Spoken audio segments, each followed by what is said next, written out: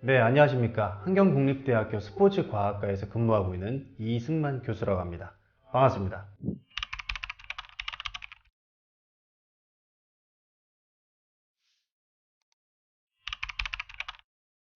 네, 저는 총 4종목에서 스포츠 지도사 자격증, 생활 스포츠 지도사 자격증을 취득을 했었습니다. 대학교 4학년 때 배드민턴 종목으로 가장 먼저 취득을 했었고, 졸업을 하고 나서 교사가 돼가지고 교직에 있으면서 농구 종목과 탁구 종목으로 추가로 취득을 했습니다. 그리고 대학으로 자리를 옮기고 나서 올해 보디빌딩 종목으로 마지막으로 추가 취득을 하게 되었습니다. 네, 제가 사실 이 보디빌딩 종목과 크게 뭐 이렇게 관련이 있지는 않습니다. 그래서 뭐 제가 보디빌딩을 뭐 오랫동안 해왔다든지 아니면은 뭐 이것과 관련돼서 조예가 깊다든지 그런 것은 전혀 아닌데 그냥 단지 학부 과정 때 제가 보디빌딩 수업을 수강을 했고 중간중간에 이제 운동을 하면서 웨이트 트레이닝을 가볍게 이제 병행하는 정도, 이제 주 운동이 있고 부 운동 정도로 생각을 하고 항상 이렇게 운동을 해왔는데 제가 우리 학과 학생들을 대상으로 스포츠 지도사 필기 특강을 진행을 했었습니다. 그래서 여러 종목, 여러 과목이죠. 여러 과목들을 이렇게 핵심 요약해가지고 써머리해 가면서 아이들을 지도했었는데 학생들이 거의 대부분 보디빌딩 종목으로 신청을 했더라고요. 그런데 제가 보디빌딩 종목에 대해서 아는 게 없다 보니까 이론을 제외하고, 그러니까 필기를 제외하고 실기와 구술에서는 어떠한 도움도 줄 수가 없는 상황이 약간 답답했는데 이제 주변에 이제 조언에 의해서 저도 한번 취득을 해보는 게 어떨까. 그래서 그 경험을 먼저 쌓고 나서 아이들을 지도한다고 하면 조금 더 효과적으로 아이들을 지도할 수 있을 것 같다라는 생각이 들어가지고 이번에 추가 취득에 도전하게 되었습니다.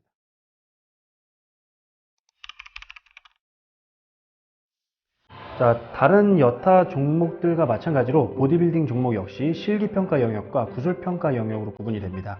각 영역 모두 100점 만점으로 구성이 되어 있고 70점 이상 획득을 하게 되면은 최종적으로 자격증을 취득을 하게 되겠습니다.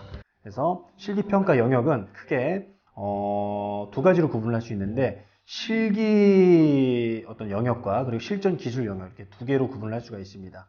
실기 영역은 상체나 가슴팔 등, 어깨, 하체, 복근, 전신 등 운동 방법이나 운동을 지도하는 방법과 관련된 내용들을 좀 담고 있고요. 실전 기술의 경우에는 남자 보디빌딩 규정 포즈라든지 여자 피지크 규정 포즈, 남녀 공통과 관련된 이런 실전 기술이 20점 점수가 부여가 되어 있습니다. 구술평가 영역은 크게 세 가지로 구분할 수가 있습니다. 규정 40점, 지도방법 40점, 태도 20점입니다. 규정 40점은 협회 최신 규정과 종목 소개, 스포츠 인권, 생활체육 개요와 관련된 내용들을 담고 있고요. 지도 방법 40점은 웨이트 트레이닝, 과학적 지도 방법, 규정 포즈, 응급처치와 관련된 내용을 담고 있습니다. 태도 20점은 자세와 신념 이 두 가지로 구분을 해가지고 20점을 배점을 부여하였습니다. 네, 보디빌딩과 관련해서 제가 이제 경험을 했던 것들을 중심으로 해서 여러분들에게 총 8가지 꿀팁을 드리도록 하겠습니다. 구술과 실기를 잘 효과적으로 준비할 수 있는 8가지 꿀팁 말씀드리겠습니다. 자, 첫 번째 꿀팁입니다. 첫 번째 꿀팁은 빠르게 접수를 하라입니다. 자, 우리가 올해 같은 경우에는 6월 1일 날 오전 9시 정각에 접수가 시작이 되었는데 그때 접속을 하려고 하면 아마 접속이 안 될 겁니다. 그래서 저 같은 경우에는 미리 30분 전에 접속을 해 놓은 상태에서 대기를 하고 있다가 이렇게 접수를 하기 위해서 노력을 많이 했음에도 불구하고 정작 9시가 되니까는 접속자들이 많아가지고 이렇게 좀 렉이 많이 걸리더라고요. 그래서 접수하기 굉장히 어려웠는데 그래도 다행히 원하는 시간과 원하는 장소에 이렇게 제가 접수를 할 수 있었습니다. 자, 여러 가지 그 장소가 협소하다기보다 그러니까 선택지가 많지 않죠. 그래서 서울의 경우도 그렇고 경기도 모든 지역이 많아야 2개, 거의 대부분 1개 정도의 시험장으로 구성이 되어 있기 때문에 그 시험장에서 시험을 보기 위해서는 최대한 빠르게 접속을 해가지고 내가 원하는 장소 그리고 생업이 있으신 분들의 경우에는 이걸 좀 빠르게 접수를 해가지고 주말을 좀 이용해서 시험을 볼 수 있도록 조금 노력을 좀 빠르게 할 필요가 있겠습니다. 그래서 9시부터 접수가 시작이 되지만 한 9시 이전에 한 30분 정도, 그리고 이후에 한 30분에서 1시간 정도 여유 시간을 가지고 접수를 할 수 있는 충분한 시간을 좀 가져야 되겠습니다. 그 이후에 1시간, 2시간, 3시간이 지나가게 되면은 이미 내가 원하는 시간에 접수가 어려울 뿐만 아니라 시간이 더 늦어진다고 하면은 올해 실기와 구술 시험을 아예 치르지 못하는 경우가 생길 수도 있습니다. 그렇기 때문에 가급적이면 접수하는 날 당일날 최대한 빠르게 접수를 하시길 바랍니다. 자, 그리고 가급적이면은 수도권보다 다른 지역을 선택해서 접수를 하는 것이 조금 더 유리할 수 있습니다. 이건 어디까지나 카더라 통신일 수 있어요. 그리고 케이스 바이 케이스일 경우가 굉장히 많을 것 같은데, 수도권에서 합격률이 조금 더 지방보다는, 다른 지역보다는 조금 더 낮다는 통계적인 결과는 없습니다. 하지만 여러 커뮤니티의 의견을 좀 종합해 본 결과 좀 그런 경향이 보이는 것 같아요. 그래서 여러분들은 그 접수를 할 때 가급적이면은 수도권을 피하고 다른 지역을 접수하시는 게 좋습니다. 그렇다고 해서 내가 서울에 사는데 저쪽 부산까지 가서 시험을 보고 그런 것까지는 제가 이제 말씀을 드리지는 않겠지만 그런 걸 권하진 않습니다. 하지만 내가 만약에 시험을 볼 수 있는 곳이 인근에 조금 이렇게 그 다른 지역에, 수도권이 아닌 다른 지역에 있다고 하면은 가급적이면 그쪽에서 보시는 것을 추천드립니다.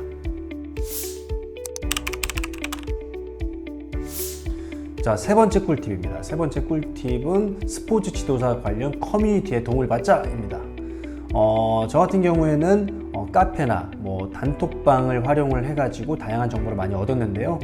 이런 커뮤니티에서는 먼저 시험 본 사람들이 어떤 기출문제를 올려주는 경우도 굉장히 많이 있고, 그리고 내가 올바른 방향으로 준비를 하고 있는가 중간중간에 커뮤니티에 방문해가지고 다른 사람들이 준비하는 과정을 함께 공유하다 보면은 나의 방향성도 점검할 수 있는 좋은 계기가 될 수 있겠습니다. 자, 네 번째 꿀팁입니다. 시험을 응시하는 날짜를 가급적이면은 전반부보다는 후반부에 접수를 하자입니다.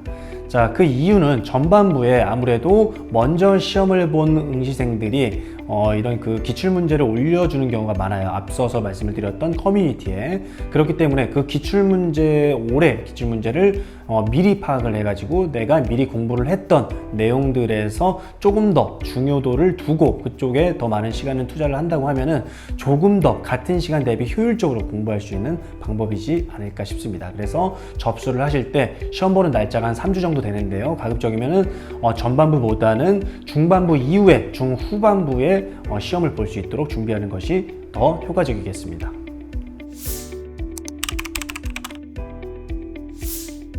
다섯 번째, 실기 영역의 경우에는 공고문에 나와 있는 채점 기준을 명확하게 숙지하자입니다. 공고문에는 그 실기 영역의 각각의 동작들에 대해서 세부적으로 아주 디테일하게 잘 나와 있습니다. 하지만 많은 수험생들이 이 부분을 간과하고 잘 보지 않아서 내가 맞게 동작을 한 것 같은데 저는 떨어졌어요 라는 글을 올린 경우를 많이 보았습니다.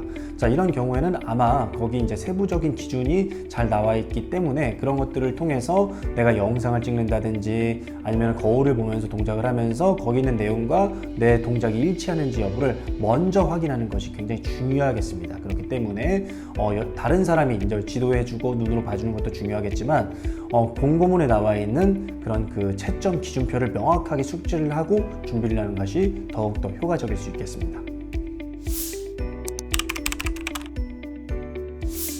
자, 여섯 번째 꿀팁은 실기보다는 구술에 더 많은 시간을 할애하자입니다.